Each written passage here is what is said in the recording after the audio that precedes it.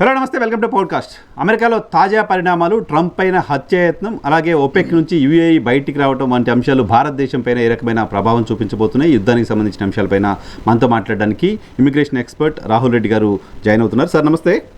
నమస్కారం అండి. సార్, ఏంటి ట్రంప్ గారు క్షేమంగా ఉన్నారా? అటాక్ కంటిన్యూస్గా మూడో అటాక్ ట్రంప్ పైన లాస్ట్ 2-3 yearsలో కదా? క్షేమంగానే ఉండే. అతనికి అంటే ఆ రూమ్ లో ఉన్నాడు, కానీ అతనికి ఎటువంటి డేంజర్ కూడా లేకుండా ఆపేసినండి. టైం ఉన్నాయి, ఇబ్బంది లేకుండా. సో ఏంటి సార్, అసలు ఏం జరిగింది ఆ రోజు? అంటే మాకు ఇక్కడ నుంచి వస్తున్న సమాచారం చాలా తక్కువ, మీరు అక్కడ ఉన్నారు కాబట్టి ఏం జరిగింది యాక్చువల్గా ఆ రోజు ఒకసారి ఎక్స్ప్లెయిన్ చేయండి. అంటే ఇప్పుడు నార్మల్ గా చాలా మంది కాన్స్పిరసీ థియరీస్ అవి అంటున్నట్టు, అంటే యుఎస్ ప్రెసిడెంట్ వచ్చినప్పుడు మొత్తం సెక్యూరిటీ మొత్తం చెక్ చేశారు కదా. ఒక 7-star హోటల్ పోతే 7-star మొత్తం కిందికి మీద చెక్ చేస్తారు కదా. అంటే ఒకటి ఏంటంటే సెక్యూరిటీ బయట దేశం పోయినప్పుడు ఎక్కువ ఉంటుంది సెక్యూరిటీ. స్వంత కంట్రీలో అంత ఉండదు. ఓకే. ఇంకోటి ఏంటంటే వాషింగ్టన్ డీసీలో ఇంకా తక్కువ ఉంటుంది. సో ఆ పర్టికులర్ బాల్ రూమ్ అన్నది ఫ్రీక్వెంట్ గా ఉంటుంది కాబట్టి అక్కడ సమ్వేర్ డెఫినెట్లీ ఫాల్ట్ ఉంది, లేదు సెక్యూరిటీ ఫాల్ట్ ఉంది. అతను ఆ వెపన్స్ అన్ని తీసుకొని ఎక్కడి నుంచి వచ్చిండు రన్ చేస్తా అంటే పట్టుకున్నారు. సో ఆ డెఫినెట్ గా ప్రాబ్లం అయింది. కానీ దీని గురించి అతనే చేయించిండు అవన్నీ నమ్మొద్దండి. అవన్నీ మిడిల్ ఈస్ట్ నుంచి కాన్స్పిరసీ థియరీలు వస్తా అంటే అవన్నీ ఏం లేవు. డెఫినెట్ గా కూడా పిక్చర్లు ఉంటారు ఇక అక్కడ. ఇంకోటి ఏంటంటే ఇండియాలో మీకు గన్ యాక్సెస్ అన్నది చాలా కష్టం. మా దగ్గర గన్ యాక్సెస్ ఎట్లుంటదంటే, మీ దగ్గర పోయి మీ దగ్గర ఒక మామిడి చెట్టు కొనాలంటే, మంచి మామిడి చెట్టు ఎన్నుకొని కొనాలంటే ఏం చేస్తారు మీరు? అంతే ప్రయత్నం చేయాలి మీకు గన్ కొనాలంటే.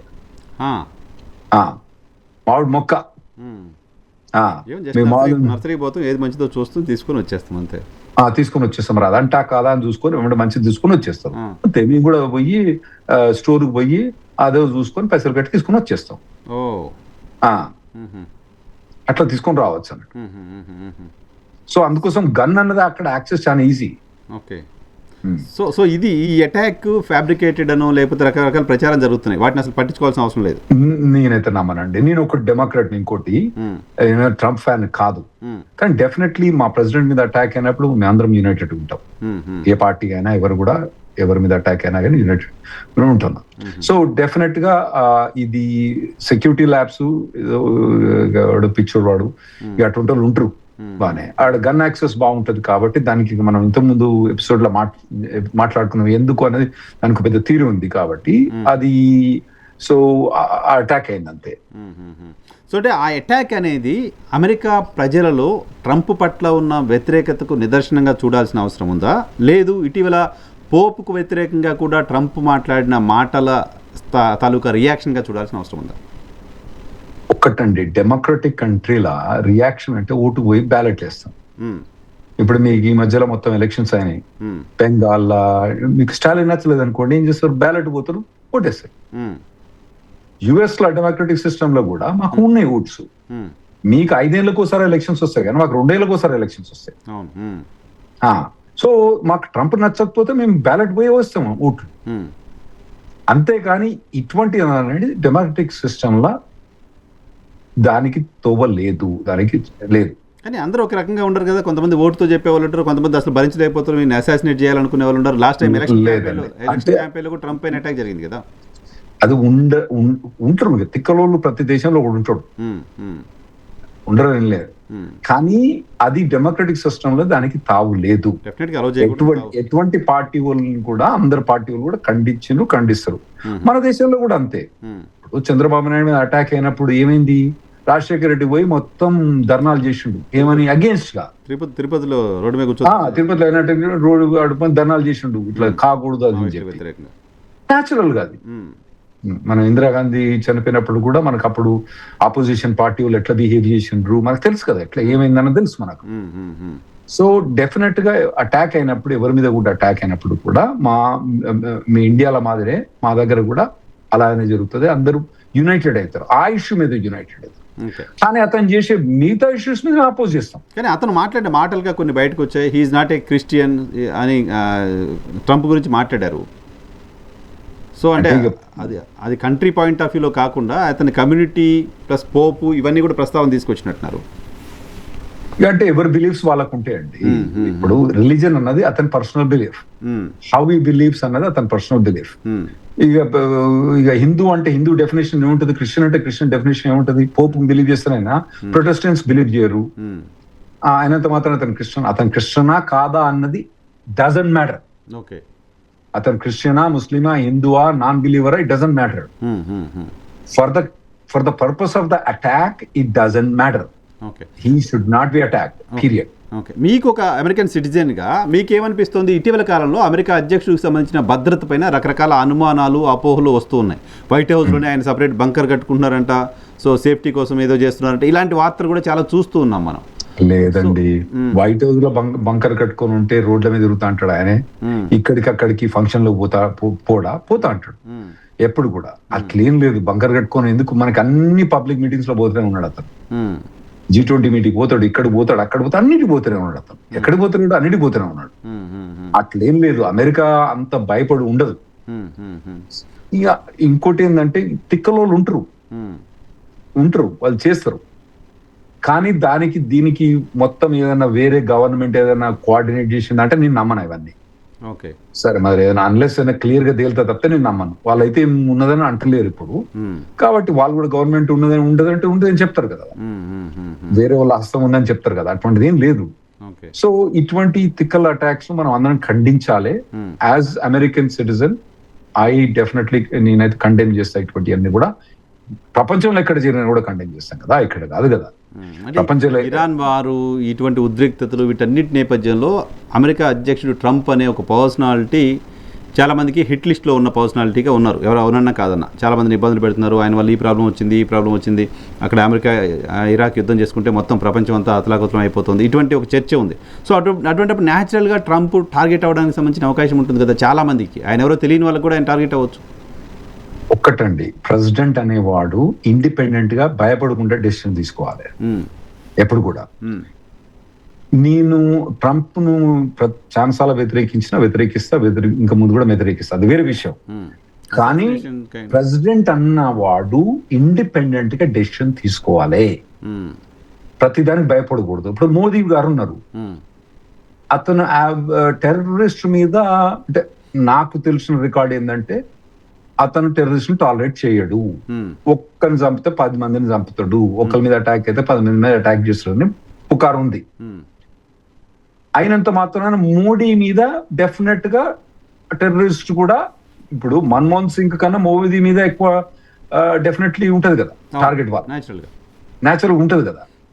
అయినంత మాత్రాన ఏ ప్రైమ్ మినిస్టర్ కానీ ఏ హెడ్ ఆఫ్ ద నేషన్ కూడా వాళ్ళు తీసుకునే డెసిషన్స్ ఇటువంటి వాటి మీద భయపడి తీసుకుంటే అంతకన్నా అన్యాయం ఇంకోటి ఉండదు. ఎందుకు, ఇప్పుడు ఇంకోటి ఏంటంటే ఈ హెడ్ ఆఫ్ ది కంట్రీ అయిన వాళ్ళు ఎవరు కూడా వీళ్ళు ఇవన్నీ తెలిసే వచ్చిండ్రు వీటి, అంతే కదా చూస్తాను. దాన్ని మనం ఆక్యుపేషనల్ హజార్డ్ అంటాం. ఇప్పుడు డ్రైవర్ ఉంటాడు, పోతాడు, డ్రైవ్ చేస్తా అంటాడు, కొందరు అది ఆక్యుపేషనల్ హజార్డ్. అలాగే ఒక president head of the nation అతను, అది ఆక్యుపేషనల్ హజార్డ్. మిలిటరీ అతను ఉంటాడు, అతను ఆక్యుపేషనల్ హజార్డ్. ఈ హెడ్ ఆఫ్ ద నేషన్స్ కూడా ఆక్యుపేషనల్ హజార్డ్. ఎంతమంది head of the nations assassinate కాలేదు అయినా కానీ చాలా మంది పోతూనే ఉన్నారు. ఆ పర్టికులర్ పోస్ట్ కు డిమాండ్ ఎక్కువ ఉంది. ఇంకా దీని వల్ల డిమాండ్ తగ్గుతుంది. ఆ పోస్ట్ కు అయ్యో అక్కడ పోతే నన్ను చంపేస్తారన్న భయపడితే అటువంటి రాడు వాడు, ప్రైమ్ మినిస్టర్ కాడు. ఓకే, ఈ అటాక్ తర్వాత ఇమిగ్రేషన్ అంశానికి సంబంధించి ఇంకేమైనా కఠినమైన నిబంధనలు అటువంటి థాట్ డెవలప్ అవడానికి సంబంధించిన అవకాశం ఉందా? ట్రంప్ కు ఇమిగ్రేషన్ మీద, అంటే now I want to change the topic. Trump కి ఇమిగ్రేషన్, యాంటీ ఇమిగ్రేషన్ టాపిక్ ఎక్కడ సందు దొరికినా కూడా అక్కడ వేయడానికి ప్రయత్నం చేస్తాడు యాంటీ ఇమిగ్రేషన్. ఇప్పుడు ఏమంటాడు, ఇది నేను హార్డ్ లైనర్ అయితా, నేను ఇప్పుడు హార్డ్ లైనర్ అయితే, ఇప్పుడు ఇదివరకు దాకా మంచోని ఉంటే ఇప్పుడు మంచోని కాదన్న డెఫినేషన్ మాకు ఇప్పుడు అర్థం కావట్లేదు. ఇంకోటి, ఈ అటాక్ అయిన తర్వాత మాకు చిన్న ఇన్ఫర్మేషన్ వచ్చింది, అది ఇంకా మేము కన్ఫర్మ్ చేస్తలేము. మాకు అమెరికన్ ఇమిగ్రేషన్ లాయర్స్ అసోసియేషన్ అని మేము ఒక 10,000 మంది లాయర్ పైన ఉంటాం, మెంబర్స్, పేడ్ మెంబర్స్. అతను ఇన్ఫర్మేషన్ కలెక్ట్ చేస్తాను ఏంటంటే, అన్అఫీషియల్ గా కొందరు ఏం చేశానంటే, గ్రీన్ కార్డ్ ఇంటర్వ్యూ పోయినప్పుడు మాకు ఇన్స్ట్రక్షన్స్ వచ్చినాయి, ఏమని గ్రీన్ కార్డ్ అప్రూవ్ చేయొద్దని, ఎందుకంటే ఈ అటాక్ అయిన తర్వాత మేము కొద్దిగా వెయిట్ చేసి చేస్తామని చెప్పి మాకు ఇన్ఫర్మేషన్ వచ్చింది. ఓ మరి మొత్తం గ్రీన్ కార్డులు ఆపేస్తారా, దీనివల్ల ఉండే నెగిటివ్ ఎఫెక్ట్ ఉంటుందా అన్నది అఫీషియల్ గా చెప్పలేము. మనం రెగ్యులర్ గా మన టీవీకి వస్తున్నాం కాబట్టి మనం నెక్స్ట్ వీక్ కల్లా మనకు క్లారిటీ అర్థమైపోతుంది. కానీ డిస్కషన్ పాయింట్ రైట్, డెఫినెట్లీ ఇది ఈ పర్టికులర్ దాన్ని ఎక్స్క్యూజ్ తీసుకొని ట్రంప్ ఇమిగ్రేషన్ మీద ఎక్కువ రెస్ట్రిక్షన్ చేసే అవకాశం ఉంటది కంపల్సరీ. ఎందుకంటే మొదటి నుంచి కూడా ట్రంప్ కు ఎక్స్క్యూజ్ కావాలి, ఇప్పుడు ఇది పెద్ద ఎక్స్క్యూజ్ దొరికింది. ఓకే, గ్రీన్ కార్డులు ఆపేసే అవకాశం ఉంటుంది, పాసిబిలిటీ డిలే చేసే ఛాన్స్ ఉంటుంది. ఓకే ఓకే, అది క్లోజ్ చేద్దాం సార్. యుఏఈ ఒపెక్ కౌన్సిల్ నుంచి బయటకు వచ్చింది కదా, దాని ఇంపాక్ట్ ఎలా ఉంటుంది?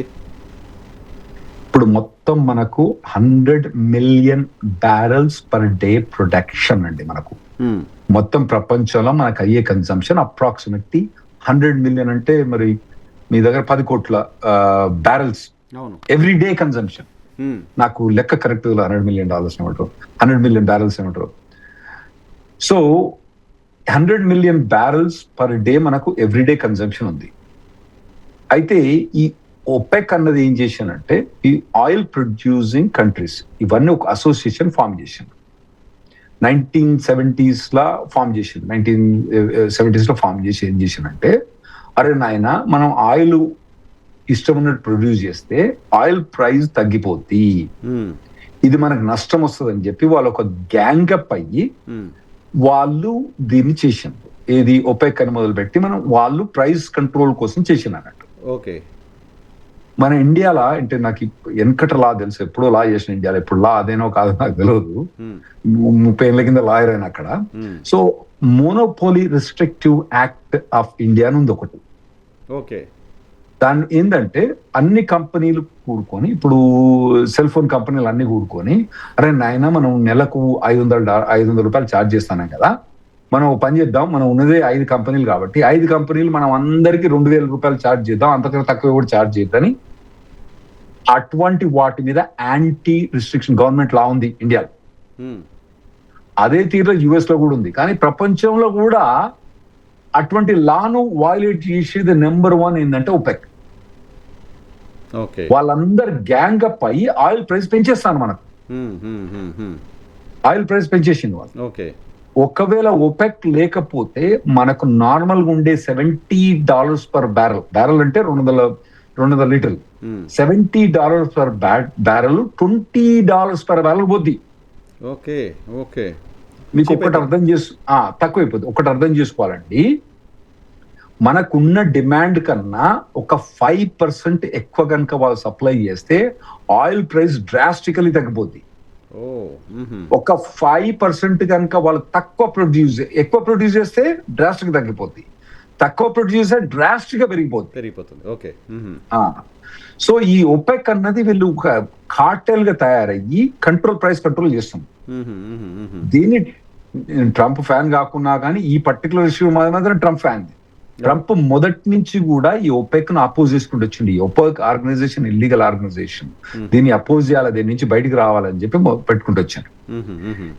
ఇప్పుడు one of the main member అనలేం మనం, ఎందుకంటే మనకు యుఏఈ నుంచి ఎక్స్పోర్ట్ అయ్యేది between 2 to 3 million barrels per day. So అవి వాళ్ళు చేసే అది వాళ్ళు ఇప్పుడు ఒపెక్ నుంచి బయటకు వచ్చింది కాబట్టి వాళ్ళ ఇంటెన్షన్ ఏంటంటే వాళ్ళకు ఇచ్చిన కోటా కన్నా వాళ్ళకి ఇప్పుడు ఎక్కువ ప్రొడ్యూస్ చేస్తారు. ఎందుకంటే వాళ్ళకి సౌదీ తోటి రిలేషన్స్ బాగలేవు, ఓపెక్ కంట్రోల్ లేదు కాబట్టి వాళ్ళ ఇష్టం, వాళ్ళు ఎంతైనా చేసుకోవచ్చు వాళ్ళు. దాని వల్ల మనకు ప్రైస్ పడిపోద్ది. కాకపోతే మీరు ఒకటి అడగొచ్చు, మరి ఏందా ఆయన ఒపెక్ నువ్వేమో ఒపెక్ నుంచి బయటకు వస్తే ప్రైస్ పడిపోద్ది అంటారు, వాళ్ళ ఒపెక్ నుంచి బయటకు వచ్చిన తర్వాత దాదాపు $120 వచ్చింది ఈరోజు ఆయిల్ ప్రైస్. అంటే ఇంకొక 15% పెరిగిందంటే అది దీనికి సంబంధం లేదు. అది స్ట్రైట్ ఆఫ్ హార్మూజ్ బంద్ ఉంది కాబట్టి అక్కడి నుంచి ఏవి ఎక్స్పోర్ట్స్ రావట్లేవు మనకు. కాబట్టి యుఏఈ నుంచి అయిన ప్రొడక్షన్ అంతా కూడా అక్కడి నుంచి రావాల్సిందే మనకు. ఇరాక్ నుంచి కూడా చాలా వరకు అక్కడి నుంచి రావాల్సిందే, 90% అక్కడి నుంచి రావాలి. కువైట్ నుంచి కూడా అక్కడి నుంచి రావాల్సిందే, బేరేన్ అక్కడి నుంచి రావాల్సిందే. మనకు ఈ ఆయిల్ అంతా కూడా మనకు బ్లాక్ అవుతా ఉంటుంది కాబట్టి రేటు పెరిగింది తప్పితే ఇది కనుక ఒకవేళ కనుక ఒపెక్ కనుక మనకి డిస్ట్రాయ్ అయిపోతే మన ఇండియాకున్న అడ్వాంటేజ్, మన ఇండియాకు వచ్చే అడ్వాంటేజ్ కన్నా ఇంకా ఇండియాకు చైనాకు వచ్చే అడ్వాంటేజ్ కన్నా ఇంకా వేరే ఏ దేశం కూడా రాదు. Okay okay. రష్యాకు నష్టమైంది, వాళ్ళు ఎక్స్పోర్టర్స్ కదా, వాళ్ళు కూడా ఎక్స్టెండెడ్ ఫ్యామిలీ ఆఫ్ ఓపెక్ వాళ్ళు. సో రష్యాకు నష్టమైంది, ఇండియాకు చైనాకు యూరోప్ కు దీనికి ఉన్న బెనిఫిట్ అంతగానో ఏముండదు. ఓకే. మనకు పెట్రోల్ ప్రైసెస్ 50 రూపీస్కి వచ్చేస్తుంది 100 రూపాయల నుంచి. ఓన్లీ ఒక యుఏఈ బయట వచ్చినంత మాత్రాన అంటే మొత్తం బ్రేక్ కావాలండి, మొత్తం బ్రేక్ కావాలి. ఒక యుఏఈ వచ్చిన కొంత తగ్గుతుంది, రిలీఫ్ ఉంటుంది. ఇంకోటి ఏంటంటే ఇంకోటి కూడా వాళ్ళు ఆలోచించవచ్చు. సౌదీ ఆయిల్ మినిస్టర్ ఏమన్నారంటే ద స్టోన్ ఏజ్ అని తెలుసు కదా, ఎందుకంటే మనకు స్టోన్ ఏజ్ ఉండే, ఆ తర్వాత మెటల్ ఏజ్ వచ్చింది మనకు. స్టోన్ ఏజ్ ఎందుకు పోయిందంటే స్టోన్స్ కరువై కాదు, దానికన్నా బెటర్ ఒకటి వచ్చింది. ఏది మెటల్ అన్నది వచ్చింది, ఐరన్ కానివ్వండి, కాపర్ కానివ్వండి, అవి వచ్చింది. అయితే ఇంకోటి వీళ్ళు ఏంటంటే ఇప్పుడు ఆయిల్ వీల్ ప్రొడ్యూస్ చేయకపోతే ఎలక్ట్రిక్ కార్స్ చైనాలో ఆల్రెడీ 50% వచ్చేస్తున్నాయి. ఎలక్ట్రిక్ ఈయన వచ్చిన తర్వాత వాళ్ళు ఏం చేసుకుంటారు ఆ ఆయిల్ ను, అది కూడా కావచ్చు మనకు. ఇంకోటి సౌదీ అరామ్కో కంపెనీ ఒక 10 years ముందు పబ్లిక్ వచ్చినప్పుడు 2 largest company in the world per మన మార్కెట్ క్యాపిటల్ $2 trillion ఉండే, అది ఇప్పుడు 1.87 పోయింది. ఎన్విడియా అనే కంపెనీ $5.4 trillion పోయింది. దానికన్నా మించిన 15 కంపెనీలు ఉన్నాయి. సో ఆయిల్ ఓవరాల్ గా డిమాండ్, ఫ్యూచర్ డిమాండ్ లేదు, ఏమైనా టెంపరీ డిమాండే ఉంది దానికి. సో వీళ్ళు ఏమనుకుంటానంటే, నా ఉద్దేశం ఏంటంటే ఇప్పుడు మనం కనుక ఆయిల్ ప్రొడ్యూస్ చేయలేకపోతే మనం ఇంకా వేస్ట్. ఇంకోటి ఏంటంటే ఓవరాల్ గా యుఏఈ అన్నది ఆయిల్ మీద డిపెండెన్సీ తగ్గింది, ఎందుకంటే దుబాయ్ లో పర్టికులర్లీ దానికి 14 ఎమిరేట్స్ లో దుబాయ్ లో ఒక ఎమిరేట్స్ కదా, అందులో వాళ్ళకి ఆయిల్ లేదు, యుఏఈ ఉంది కాబట్టి. సో వాళ్ళు కూడా అది కూడా ఉద్దేశంలో పెట్టుకుంటారని నేను అనుకుంటాను. సార్ ఇది మనకు ప్రపంచానికి చాలా గుడ్ న్యూస్, మన ఇండియాకు చాలా గుడ్ న్యూస్, అమెరికాకి ఇంకా good news. Okay. So OPEC నుంచి బయటికి రావడం అనేది, అసలు ఒపెకే లేకపోతే ఇంకా బెటర్గా ఉంటుంది. చీపర్ పెట్రోల్ 50 రూపాయలకు రావడం అనేది చూస్తాం మనం. అయితే చూడాలి ఒపెక్ మనకు ఇప్పుడు మీరు హార్ముజ్ తీసేయండి, ఒపెక్ తీసేయండి, బ్యారెల్ రేట్ మాత్రం 20 తగ్గిపోద్ది. మరి మీ మోదీ ప్రభుత్వం తగ్గించాలని మీ లోకల్ రాజకీయాలు. బ్యారెల్ 70 రూపీస్ ఉన్నప్పుడు 2014లో $70 ఉన్నప్పుడు పెట్రోల్ రేట్ 58 రూపాయలు ఉంది. మొన్నటి దాకా $70 మా దగ్గర పెట్రోల్ 95 రూపాయలు ఉంది. మధ్యలో పెంచేసిండు, ఆ తర్వాత తగ్గలేదు. కాబట్టి ఇప్పుడు మళ్ళీ ఎలక్షన్స్ అయిపోయినాయి కాబట్టి మళ్ళీ మళ్ళీ పెంచేస్తారు, 20 రూపాయలు పైగా పెంచుతారన్నారు. ఆ భయంతో మా దగ్గర పెట్రోల్ బంకుల దగ్గర క్యూ డబ్బాలు పట్టుకొని జనాలంతా పెట్రోల్ బంకుల దగ్గరికి వెళ్తున్నారు. పెద్ద గొడవగా ఉంది, చూద్దాం. Right sir. Thank you very much Rahul Reddy గారు. ఓకే అండి, థ్యాంక్స్ అండి.